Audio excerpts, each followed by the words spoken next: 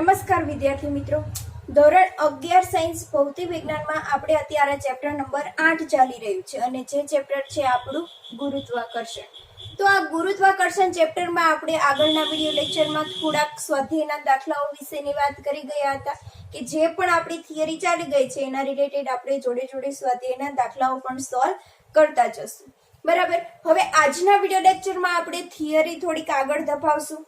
તો આ સૌથી પહેલા આપણે આજના વિડિયો લેક્ચરમાં જોવાના છીએ થિયરી જે છે પૃથ્વીના ઉપગ્રહો. બરાબર. પૃથ્વીના ઉપગ્રહો.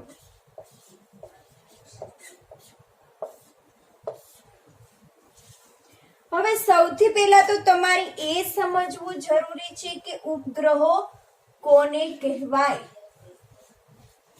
ઉપગ્રહો કોને કહેવાય કે કોઈ પણ ગ્રહ આપેલો હોય અને એ ગ્રહની ફરતે એની વર્તુળાકાર કક્ષામાં કોઈ પણ બીજો ગ્રહ ગતિ કરી રહ્યો હોય તો જે ગ્રહ આપેલો હોય છે એ ગ્રહની ફરતે બીજો જે ગ્રહ પરિભ્રમણ કરી રહ્યો છે તો એ ગ્રહને વચ્ચે જે કેન્દ્રમાં આવેલો ગ્રહ છે એ ગ્રહનું શું કહેવાય? ઉપગ્રહ કહેવાય. અહીંયા લખી દઈએ ઉપગ્રહ કોને કહેવાય? કોઈ ગ્રહની ફરતે પરિભ્રમણ કરતા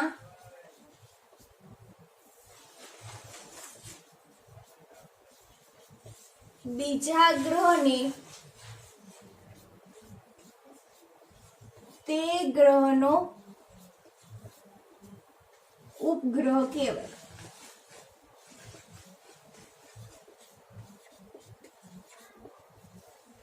તો અત્યારે આપણે વાત થઈ છે પૃથ્વીના ઉપગ્રહની.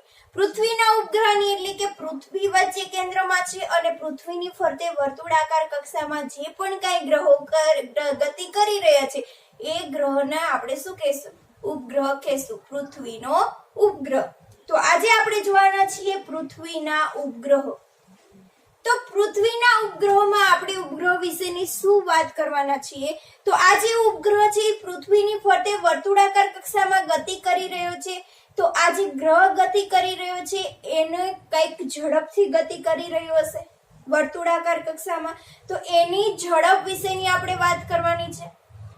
એના પછી આ જે વર્તુળાકાર કક્ષામાં જે ઉપગ્રહ ગતિ કરી રહ્યો છે તો એક વર્તુળાકાર કક્ષામાં એને આખો ગતિપથ પૂરો કરવા માટે કેટલો સમય લાગશે તો એ આવર્તકાળ વિશેની પણ આપણે વાત કરવાની છે.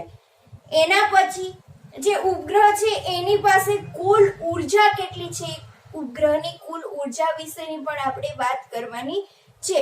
તો સૌથી પહેલા આપણે જોશું ઉપગ્રહનો કક્ષીય વેગ. તો સૌથી પહેલા આપણે વાત કરશું પૃથ્વીના ઉપગ્રહનો કક્ષીય વેગ. હવે કક્ષીય વેગ નામ કેમ આપેલું?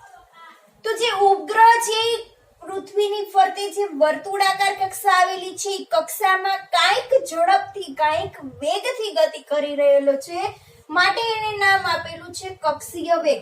અને આ કક્ષીય વેગને v0 વડે આપણે દર્શાવીશું. બરાબર. તો સૌથી પહેલા આપણે વાત કરીએ પૃથ્વીના ઉપગ્રહનો કક્ષીય વેગ કેટલો હશે. તો આ શું છે?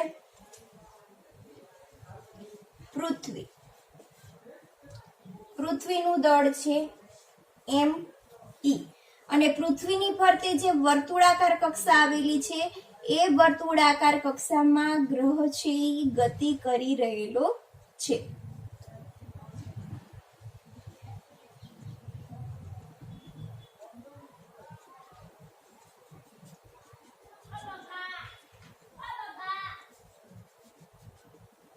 તો આ છે એ પૃથ્વીની ફરતે જે ગ્રહ ગતિ કરી રહેલો છે તો એને આપણે કહેશું ઉપગ્રહ. આપણને બધાને ખબર છે કે ચંદ્ર છે એ પૃથ્વીની ફરતે પરિભ્રમણ કરી રહેલો છે. બરાબર. અને આ છે એ કંઈક વેગથી ગતિ કરતો હશે. એવી જ રીતે આ જે પૃથ્વીની ફરતે જે ગ્રહ ગતિ કરે છે એને આપણે નામ આપી દઈશું ઉપગ્રહ. અને આ ઉપગ્રહનું દળ છે m. અને આ ઉપગ્રહ છે એ પૃથ્વીથી h જેટલા અંતરે આવેલો છે અને પૃથ્વીના કેન્દ્રથી પૃથ્વીની સપાટી સુધીનું અંતર જેને આપણે કહી દઈએ RE. પૃથ્વી છે એ થોડીક આપણે મોટી દોરી દઈએ.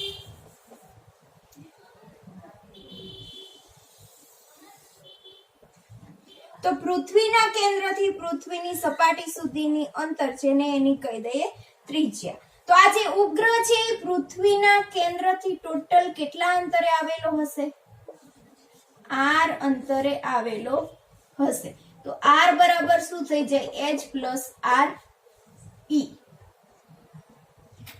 હવે જે આ ઉપગ્રહ છે એ વર્તુળાકાર કક્ષામાં ગતિ કરી રહેલો છે. જ્યારે કોઈ પણ પદાર્થ છે એ વર્તુળાકાર કક્ષામાં ગતિ કરતો હોય ત્યારે એ કેવી ગતિ કરી રહેલો હોય છે? નિયમિત વર્તુળમય ગતિ કરતો હોય છે. નિયમિત વર્તુળમય ગતિ એટલે શું?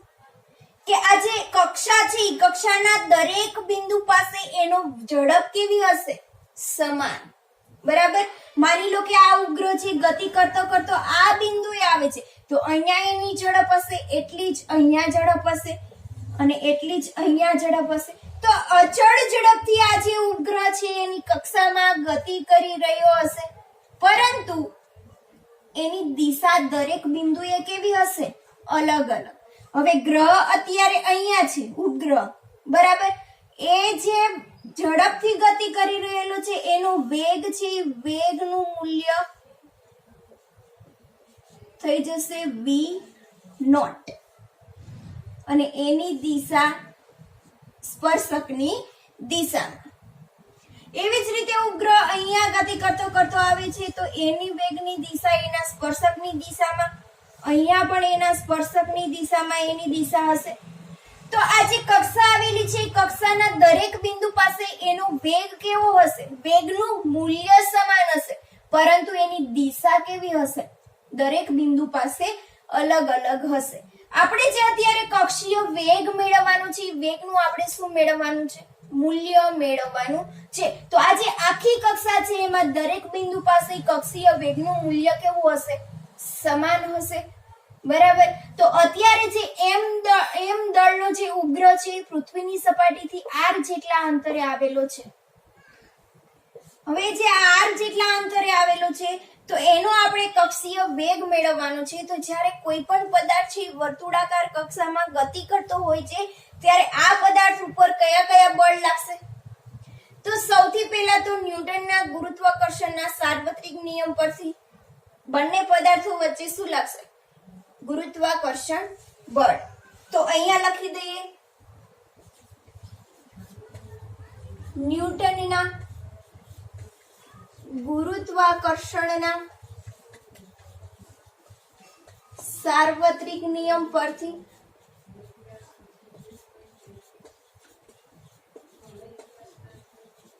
જે બળનું મૂલ્ય મળે છે એ બળનું મૂલ્ય શું મળશે? F બરાબર g m e small m upon r square. g m e small m upon r square. આ ઉપરાંત આ વર્તુળાકાર કક્ષામાં ગતિ કરી રહેલો છે એટલે આ ઉપગ્રહ ઉપર કેન્દ્રગામી બળ લાગતું હશે અને કેન્દ્રગામી બળની દિશા પણ કઈ બાજુ હશે? ગુરુત્વાકર્ષણ બળની દિશામાં. તો આ કેન્દ્રગામી બળનું મૂલ્ય શું મળશે?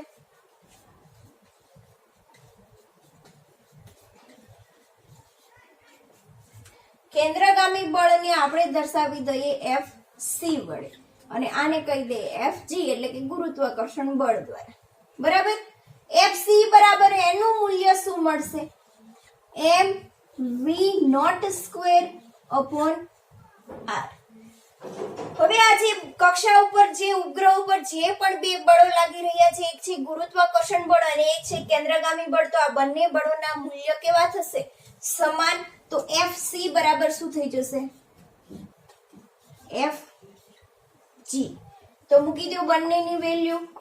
mv0 square upon r is equal two GME small m upon r square. બંને બાજુથી સ્મોલ m શું થઈ જશે? કેન્સલ. બરાબર. આપણે મેળવવાનું છે કક્ષીય વેગ v નોટ. તો આપણે v0 સ્ક્વેર ને કરતા બનાવી દો. v0 સ્ક્વેર બરાબર શું થઈ જશે? GME. અહીંયાથી એક r કેન્સલ થઈ જશે એટલે ખાલી બચશે r. હવે વર્ગમૂળ નીકાળી દો એટલે શું થઈ જશે? v0 બરાબર અંડર રૂટ gm ના છેદમાં r is equal two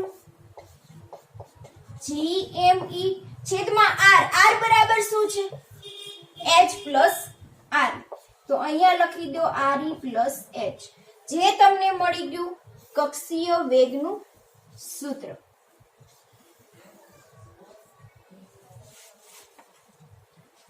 g છે ગુરુત્વાકર્ષણનો સાર્વત્રિક અચળાંક, જે તમારી પાસે કોન્સ્ટન્ટ છે. m છે પૃથ્વીનું દળ, એ પણ કોન્સ્ટન્ટ છે. re પૃથ્વીની ત્રિજ્યા, એ પણ કોન્સ્ટન્ટ છે. h એટલે કે ચંદ્ર ઉપગ્રહ છે એ પૃથ્વીની સપાટીથી જેટલી પણ ઊંચાઈ આપેલું હોય એ તમને ઊંચાઈ આપેલી હોય. તો આ જે ઉપગ્રહ છે એ કેટલા વેગથી કક્ષામાં ગતિ કરી રહ્યો છે એ વેગ તમને મળી જાય. બરાબર. હવે તમારે જો પૃથ્વીની સપાટી પર ગુરુત્વ પ્રવેગ g નું મૂલ્ય gs બરાબર શું છે? GME અપોન re નો સ્ક્વેર. પૃથ્વીની સપાટી પર ગુરુત્વ પ્રવેગ g નું મૂલ્ય આટલું છે. તો હવે આ તમારે v નોટ છે એને તમારે પૃથ્વીની સપાટીના ગુરુત્વ પ્રવેગના ટર્મમાં મેળવવું હોય તો તમે આને અલગ રીતે લખી શકો. બરાબર. તો એ કેવી રીતે મળશે? તો v not is equal to under root GME upon શું થઈ જશે? r. હવે બંને બાજુ ઉપર નીચે re વડે re સ્ક્વેર વડે ડિવાઈડ કરી દો. બરાબર. તો હવે જો GME અપોન re સ્ક્વેર એની જગ્યાએ તમે શું લખી શકો? gs લખી શકો. તો v નોટ બરાબર શું થઈ જશે? Under route gs re square upon થઈ જશે r. હવે re સ્ક્વેર છે એ વર્ગમૂળમાં છે એટલે એનું વર્ગમૂળ નીકળી જશે એટલે re થઈ જશે અંડર રૂટ gs ના છેદમાં શું થઈ જાય? r. બરાબર. તો આ v નોટ છે એ તમને મળે છે ગુરુત્વ પ્રવેગના ટર્મમાં.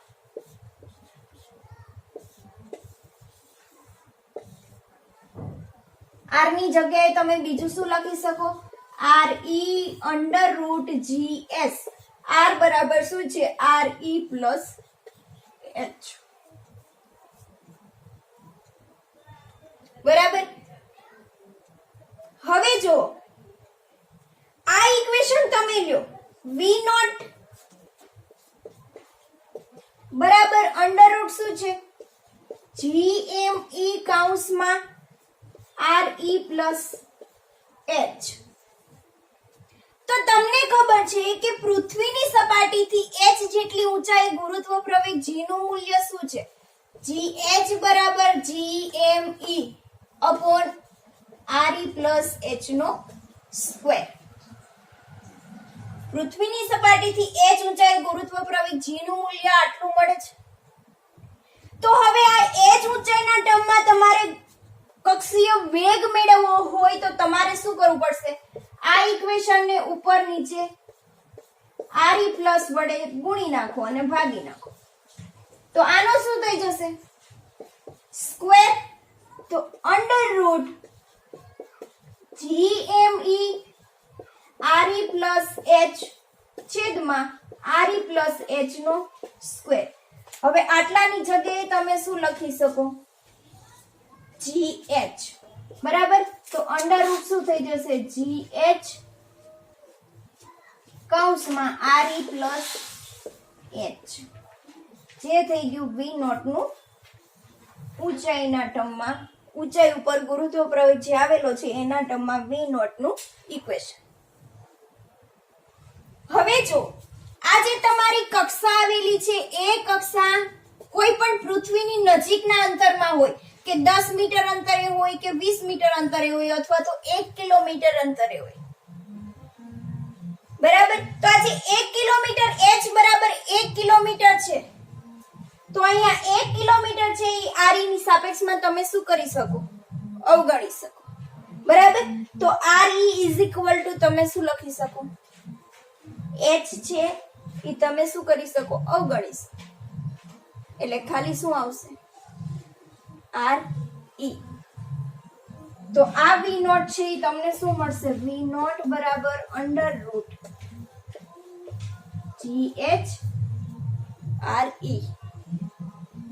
આ જે v0 નું ઇક્વેશન મળેલું છે એમાં પણ તમે એવું કરી શકો. શું આપેલું છે? re plus h. પૃથ્વીની નજીકની કક્ષા આવેલી હોય, બરાબર, તો h નું મૂલ્ય તમે શું કરી શકો? r ની સાપેક્ષમાં અવગણી શકો. તો એનું મૂલ્ય શું થઈ જશે? ખાલી v0 is equal to re √gs upon re. આવું ક્યારે કરી શકો? re અને h બંને કેવા હોય? સમાન હોય ત્યારે.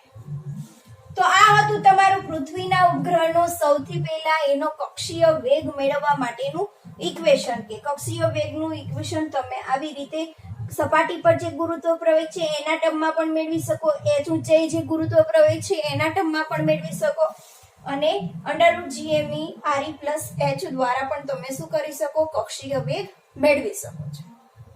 હવે એના પછી આપણે વાત કરીએ છીએ ઉપગ્રહ છે પૃથ્વીની ફરતે પરિભ્રમણ કરી રહ્યો છે, તો એના માટેનો આવર્તકાળ શું છે કે એક પરિભ્રમણ પૂરું કરવા માટે એને કેટલો સમય? હવે આ જે પૃથ્વીના ઉપગ્રહો છે પૃથ્વીની ફરતે જે પરિભ્રમણ કરી રહ્યા છે, તો એક આખું પરિભ્રમણ પૂરું કરવા માટે કેટલો સમય લાગે છે એના વિશેની આપણે વાત કરીએ. તો અહીંયા લખી પૃથ્વીના ઉપગ્રહનો આવર્તકાળ. પૃથ્વીના ઉપગ્રહનો આવર્તકાળ અને જેને આપણે t વડે દર્શાવી દઈએ.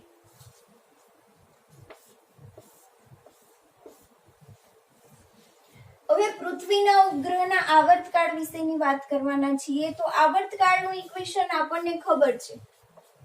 આવર્તકાળ t એટલે આવર્તકાળ શું છે? એક પ્રકારનો સમય જ કે એક પરિભ્રમણ પૂરું કરવા માટે લાગતો સમય છે ને આપણે કહીશું આવર્તકાળ. તો આ આવર્તકાળ એ શું છે? સમય જ છે. તો શું થઈ જશે? આવર્તકાળનું ઇક્વેશન પથ લંબાઈના છેદમાં વેગ. વેગની જગ્યાએ આપણે અહીંયા લેશું કક્ષીય વેગ. જો આ ઇક્વેશન એના ઉપરથી આવેલું છે, વેગ બરાબર અંતરના છેદમાં સમય. સમય જે આપણે મેળવવાનો છે, બરાબર. અંતર એટલે શું? કે આખી પથ લંબાઈ, અને વેગ એટલે કે ઉપગ્રહનો કક્ષીય વેગ. એના ઉપરથી આપણે આ ઇક્વેશન મળેલું છે. હવે આવર્તકાળ t બરાબર શું થઈ જશે? પથ લંબાઈ એટલે શું? પથ લંબાઈ એટલે કે ઉપગ્રહ જ્યાંથી શરૂઆત કરે છે, એક આખું પરિભ્રમણ પૂરું કરે છે ત્યાં સુધીનું અંતર. અત્યારે એક આખું વર્તુળાકાર પરિપથ પૂર્ણ કરે છે, તો એના માટેની પથ લંબાઈ શું થશે? વર્તુળનો પરિઘ, જેને કહેવામાં આવે છે 2πr, અને છેદમાં કક્ષીય વેગ. તો કક્ષીય વેગ આપણે પહેલા મેળવી ગયા છે, એને આપણે કહેવામાં આવે છે v0. અને v0 નું ઇક્વેશન પણ આપણને ખબર પડી ગયું છે. v0 શું મળે છે? √gme upon r, જે આપણે ઇક્વેશન આગળ મેળવી ગયા છે. તો t બરાબર 2πr v0 એટલે શું થઈ જશે? √gme upon r. હવે t બરાબર શું થઈ જશે? 2πr. આને આપણે ઉપરની બાજુએ લખીએ તો આખું અંદરનું પદ છે એ શું થઈ જશે? ઉલટાઈ જશે, r ના છેદમાં GME. હવે r છે એ શું છે? પૃથ્વીના કેન્દ્રથી ઉપગ્રહ વચ્ચેનું અંતર. g છે એ ગુરુત્વાકર્ષણનો સાર્વત્રિક અચળાંક, m e છે એ પૃથ્વીનું દળ. હવે જુઓ, જે r આપેલો છે એ r ને આપણે શું લખી શકીએ? તો r બરાબર √r². આવું લખી શકીએ. બંનેનો મીનિંગ શું થાય? r નો વર્ગ ને એને વર્ગમૂળ કરો એટલે એનું મૂલ્ય તમને r જ મળે. તો આ r ની જગ્યાએ √r² હું લખી શકું. તો આ r ને અંદરની બાજુએ લઈ જાઓ એટલે શું થઈ જશે? r² થઈ જશે. t બરાબર 2π √r અને આ થઈ જશે r² એટલે ટોટલ થઈ જશે r³ GME. તો આ જે તમને ઇક્વેશન મળેલું છે એ ઇક્વેશન શેનું છે? આવર્તકાળનું ઇક્વેશન છે. હવે જો અહીંયા તમને શું જોવા મળે છે? અહીંયાથી તમે વર્ગમૂળ કાઢો તો સામેની બાજુએ શું થઈ જાય? વર્ગ થઈ જાય, બરાબર. તો વર્ગમૂળ દૂર કરીએ તો શું થઈ જશે? t² બરાબર 4π², r નો ઘન છેદમાં GME. આવું થયું. હવે આને તમે વ્યવસ્થિત રીતે લખો તો શું થઈ જશે? t² બરાબર 4π² છેદમાં GME r³. આવું ઇક્વેશન તમારે આગળ પણ આવી ગયું છે, ખ્યાલ હોય તો. કેપ્લરનો ત્રીજો નિયમ. કેપ્લરનો ત્રીજો નિયમ શું હતો? t² ચલે છે a ઘન, જ્યાં a શું હતું? અર્ધદીર્ઘ અક્ષ. અર્ધદીર્ઘ અક્ષ શા માટે? કે જે કોઈ પણ ગ્રહ છે એ કક્ષામાં લંબવૃત્તીય કક્ષામાં ગતિ કરી રહ્યો હતો. તો આ લંબવૃત્તીય કક્ષાનું કેન્દ્રથી અંતર, જેને કહેવામાં આવે છે અર્ધદીર્ઘ અક્ષ. અત્યારે આપણે અહીંયા r છે. r છે એ આપણો જે ઉપગ્રહ છે એ વર્તુળાકાર કક્ષામાં ગતિ કરી રહ્યો છે અને પૃથ્વીના કેન્દ્રથી કક્ષા સુધીનું અંતર જે શું કહીએ છીએ? r. આમાં હતી અર્ધદીર્ઘ અક્ષ, એટલા માટે a³ આવેલું છે. જ્યારે પદાર્થ છે અથવા તો કોઈ પણ ઉપગ્રહ કે ગ્રહો વર્તુળાકાર કક્ષામાં ગતિ કરતા હોય તો આપણે ત્યાં શું લખી શકીએ? r³ લખી શકીએ. તો આ ઇક્વેશન પણ એવું જ થઈ ગયું છે. t² ચલે છે r³. એમાં જો આ ચારે ચાર ટર્મ છે એ કેવા છે? અચળાંક છે. 4 પણ અચળ છે, પાઈ નું મૂલ્ય પણ અચળ છે, ગુરુત્વાકર્ષણનો સાર્વત્રિક અચળાંક અચળ અને પૃથ્વીનું દળ એ પણ કેવું છે? અચળ. તો t² ચલે છે r³. બરાબર. તો કેપ્લરના ત્રીજા નિયમ જેવું જ ઇક્વેશન છે. હવે આજે તમને આવર્તકાળનું ઇક્વેશન મળ્યું છે તો આમાં બધી જ વેલ્યુ પુટ ડાઉન કરી તમે જે ઉપગ્રહ છે એ પૃથ્વીની ફરતે કક્ષામાં ગતિ કરી રહ્યો છે એના માટેનો તમે સમયગાળો નોંધી શકો છો. તો એના માટે પણ બે કિસ્સા તમે વિચારી શકો. આ જે કક્ષા છે એ કક્ષા h ઊંચાઈએ પણ આવેલી હોય અને પૃથ્વીની સપાટીની નજીકમાં પણ આવેલી હોય, અથવા તો પૃથ્વીની સપાટીની નજીકમાં હોવાથી એટલું અંતર આપણે શું કરી શકીએ? અવગણી શકીએ અને r બરાબર re લખી શકીએ.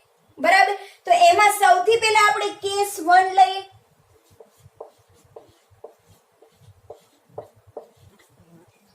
પૃથ્વીની સપાટી પર આવર્તકાળ. તો પૃથ્વીની સપાટી પર આવર્તકાળ લેવો છે તો t બરાબર ઇક્વેશન છે આપણી પાસે 2π √r³/GME. હવે પૃથ્વીની સપાટી પર આવર્તકાળ છે તો જ્યાં r અંતર છે એની જગ્યાએ r બરાબર શું લખી શકે? re લખી શકે. તો આ જે સૂત્ર છે એ શું બની જશે? t બરાબર 2π √re³/GME. હવે અહીંયા વિચારો, પૃથ્વીની સપાટી પર ગુરુત્વ પ્રવેગ GS નું મૂલ્ય GME/RE નો સ્ક્વેર, આવું ઇક્વેશન હતું. તો અહીંયા GME/RE સ્ક્વેર એટલે ખાલી RE બચશે અને નીચેની બાજુએ તમે શું લખી શકો? GS લખી શકો. RE ના છેદમાં GS, જે તમારે ગુરુત્વ પ્રવેગના મૂલ્યમાં તમને શું મળશે? આવર્તકાળ મળશે ગુરુત્વ પ્રવેગના ટર્મમાં. તો પૃથ્વીની સપાટી પર આવર્તકાળનું ઇક્વેશન તમને આવડે. હવે બીજો કેસ લઈએ. પૃથ્વીની સપાટીથી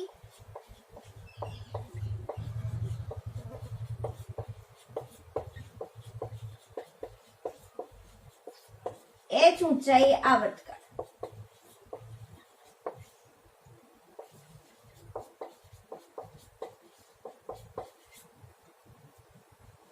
પૃથ્વીની સપાટીથી h ઊંચાઈ, તો r બરાબર શું થઈ જશે? RE પ્લસ h બરાબર. તો t બરાબર 2 pi under root RE plus h નો ક્યુબ અને છેદમાં થઈ જશે GME. હવે h ઊંચાઈ ગુરુત્વ પ્રવેગ નું ઇક્વેશન શું છે? GH બરાબર GME upon RE plus h નો સ્ક્વેર. તો અહીંયા એક RE પ્લસ h વધશે, એનો સ્ક્વેર છે એ તમારે GH ના ટર્મમાં લઈ લેવાનું છે. તો 2 pi under root RE plus h ના છેદમાં શું થઈ જશે? GH. એટલે h ઊંચાઈ જે ગુરુત્વ પ્રવેગ છે એ ગુરુત્વ પ્રવેગના ટર્મમાં તમને મળશે આવર્તકાળ. તો આવર્તકાળનું ઇક્વેશન તમને મળી ગયું છે. તો ઇક્વેશન ઉપરથી તમે શું મેળવી શકશો? ઉપગ્રહનો આવર્તકાળ. હવે આપણે વાત કરીએ છીએ કે આ ઉપગ્રહ છે જે કક્ષામાં ગતિ કરી રહ્યો છો, તો એ ઉપગ્રહ પાસે ટોટલ ઊર્જા કેટલી છે? કુલ ઊર્જા કેટલી છે તે આપણે મેળવી. વાત કરીએ પૃથ્વીની ઉપગ્રહ છે, જે પૃથ્વીનો ઉપગ્રહ છે એની કુલ ઊર્જા કેટલી છે? તો જોઈએ પૃથ્વીના ઉપગ્રહની કુલ ઊર્જા. હવે પૃથ્વીના ઉપગ્રહની કુલ ઊર્જા જેને આપણે E વડે દર્શાવીશું. તો આ જે પૃથ્વીનો ઉપગ્રહ છે એ કક્ષામાં ગતિ કરી રહ્યો છે, તો એના પાસે કુલ ઊર્જા કેટલી હશે? બરાબર. તો સૌથી પહેલા તો ઉપગ્રહ છે કાંઈક વેગથી ગતિ કરી રહ્યો છે, કે ઉપગ્રહ પાસે કક્ષીય વેગ છે અને વેગના કારણે ઉપગ્રહ છે ગતિ કરી રહ્યો છે, માટે એની પાસે છે ગતિ ઊર્જા, જેને ઇંગ્લિશમાં કહેવામાં આવે છે કાઇનેટિક એનર્જી. તો એક તો છે કાઇનેટિક એનર્જી, અને બીજું આ ઉપગ્રહ ઉપર પૃથ્વીના કારણે શું લાગી રહ્યું છે? ગુરુત્વાકર્ષણ બળ લાગી રહ્યું છે. અને ગુરુત્વાકર્ષણ બળ લાગવાના કારણે આ ઉપગ્રહ પર શું થઈ ગયું છે? કંઈક કાર્ય થયેલું છે, અને એ કાર્ય છે સ્થિતિ ઊર્જા સ્વરૂપે સંગ્રહ થાય છે, જે આગળની થિયરીમાં આપણે જોઈ ગયા. તો બીજું એક તો છે પોટેન્શિયલ એનર્જી. અને આવી રીતે ગતિ ઊર્જા અને સ્થિતિ ઊર્જાનો સરવાળો, બંનેનો સરવાળો કરશું એટલે આપણને મળશે ઉપગ્રહની કુલ ઊર્જા. તો હવે સૌથી પહેલા તો કાઇનેટિક એનર્જી. તો ઉપગ્રહની કાઇનેટિક એનર્જી કેટલી છે? ગતિ ઊર્જા કેટલી છે? તો કાઇનેટિક એનર્જી નું ઇક્વેશન શું છે? 1/2mv0 બરાબર. ગતિ ઊર્જાનું ઇક્વેશન છે, એના ઉપરથી કક્ષીય વેગનું ઇક્વેશન શું છે? v0 બરાબર √GME/r. અહીંયા v0 સ્ક્વેર આપણે દર્શાવવાનો છે, તો થઈ જશે 1/2 સ્મોલ m GME/r. એટલે ગતિ ઊર્જા ઉપગ્રહ પાસે કેટલી છે? GME/m/2r જેટલી છે. હવે વાત કરીએ સ્થિતિ ઊર્જાની, પોટેન્શિયલ એનર્જીને આપણે u વડે પણ દર્શાવીએ છીએ. u બરાબર શું થઈ જશે? માઇનસ GME/m/r, જે આપણે આગળ મેળવી ગયા છીએ, યાદ હોય તો, અથવા તો આગળનો વિડિયો લેક્ચર તમે જોઈને ચેક કરી શકો છો કે સ્થિતિ ઉર્જા યુ નું ઇક્વેશન -GMEM/R મળે છે. હવે બંનેનો આપણે શું કરવાનું છે? સરવાળો. તો E બરાબર kinetic energy plus potential energy. Kinetic energy કેટલી છે? GME/m/2R વત્તા કૌંસમાં -GME/m/R. શું થઈ જશે? માઇનસ થઈ જશે. Minus GME/m/R. બંનેમાંથી જેટલું કોમન છે એટલું કાઢી લ્યો. શું કોમન છે? GME/m/R. વધ્યું શું? 1/2 - 1. GME/m/R 1 - 2 ના છેદમાં 2. તો ટોટલ ઉર્જા E બરાબર શું છે? 1 - 2 એટલે શું થઈ જશે? Minus GME/m/2R. જે મળી ઉપગ્રહની કુલ ઉર્જા. ઉપગ્રહની કુલ ઉર્જા. હવે જો અહીંયા માઇનસ નિશાની શું બતાવે છે? માઇનસ નિશાની દર્શાવે છે કે જે ઉપગ્રહ પાસે કુલ ઉર્જા છે એ તમને ઋણ મળી છે. એટલે કે ઉપગ્રહ છે એ હજુ પૃથ્વીના ગુરુત્વાકર્ષણ છે, ગુરુત્વીય ક્ષેત્ર છે, એ ગુરુત્વીય ક્ષેત્રમાં આવેલો છે અને એની ઉર્જા મળે છે -GME/2R. હવે ઉપગ્રહની બંધન ઉર્જા વિશેની વાત કરીએ તો અહીંયા લખી દો ઉપગ્રહની બંધન ઉર્જા.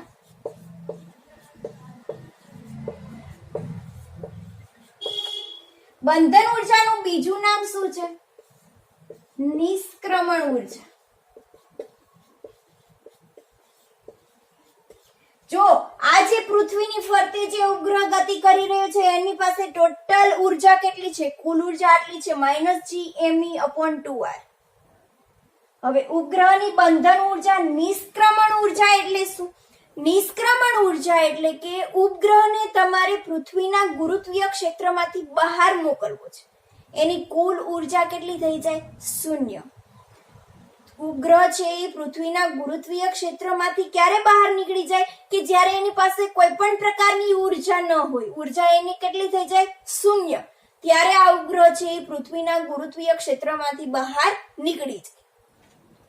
તો આ ઉપગ્રહ પાસે ટોટલ આટલી ઉર્જા છે.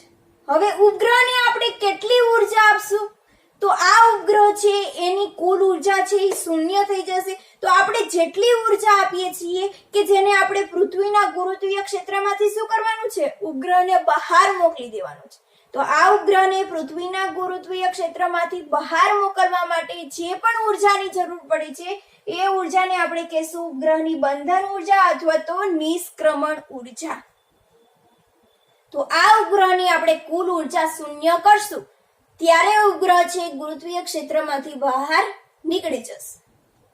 તો કુલ ઉર્જા ક્યારે 0 થાય? કે એની પાસે જેટલી ઉર્જા છે એની વિરુદ્ધમાં તમે એટલી ઉર્જા આપો ત્યારે શું થશે? એની કુલ ઉર્જા 0 થશે.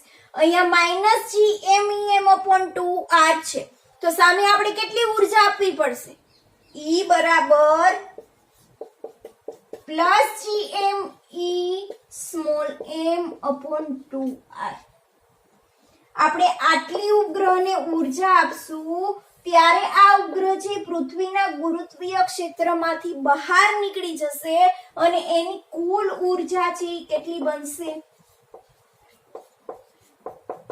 0. બરાબર. તો આપણે જે આટલી ઉર્જા આપેલી છે અને આટલી ઉર્જા આપશું પછી જ ઉપગ્રહ છે ગુરુત્વીય ક્ષેત્રમાંથી બહાર નીકળી જશે. તો જે પણ ઉર્જા આપેલી છે એ ઉર્જાને આપણે કહેશું નિષ્ક્રમણ ઉર્જા.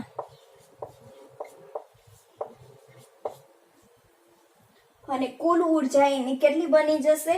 0. ઉપગ્રહ પાસે ટોટલ આટલી ઉર્જા હતી અને આટલી ઉર્જા આપશું ત્યારે એની કુલ ઉર્જા 0 બનશે અને પૃથ્વીના ગુરુત્વીય ક્ષેત્રમાંથી ઉપગ્રહ છે એ બહાર નીકળી જશે. બરાબર. તો આ હતું પૃથ્વીના ઉપગ્રહની કુલ ઉર્જા અને એની બંધન ઉર્જા, નિષ્ક્રમણ ઉર્જા શું મળે છે એ પણ આપણે મેળવી લીધી. તો આજના વિડિયો લેક્ચરમાં આપણે પૃથ્વીના ઉપગ્રહ વિશેની વાત કરી ગયા છે. ખાસ કરીને પૃથ્વીના ઉપગ્રહમાં આપણે શું જોઈ ગયા કે જે કક્ષામાં જે ઉપગ્રહ ગતિ કરી રહ્યો છે એના માટેનો કક્ષીય વેગ કે જેનું ઇક્વેશન શું મળે, અને આ ઇક્વેશન આપણે ગુરુત્વ પ્રવેગ સપાટી ઉપર અને h ઊંચાઈએ ગુરુત્વ પ્રવેગ શું છે એના ટર્મમાં પણ મેળવી ગયા. એના પછી જોયું આવર્તકાળની વાત કરી. આવર્તકાળ એટલે કે ઉપગ્રહને પૃથ્વીની ફરતે એક પરિભ્રમણ પૂરું કરવા માટે લાગતો સમય. તો એના માટેનું સમયના ઇક્વેશન પણ આપણે મેળવી ગયા. એ પણ આપણે બે કિસ્સામાં જોયા, એક તો સપાટી ઉપર અને એક h ઊંચાઈ.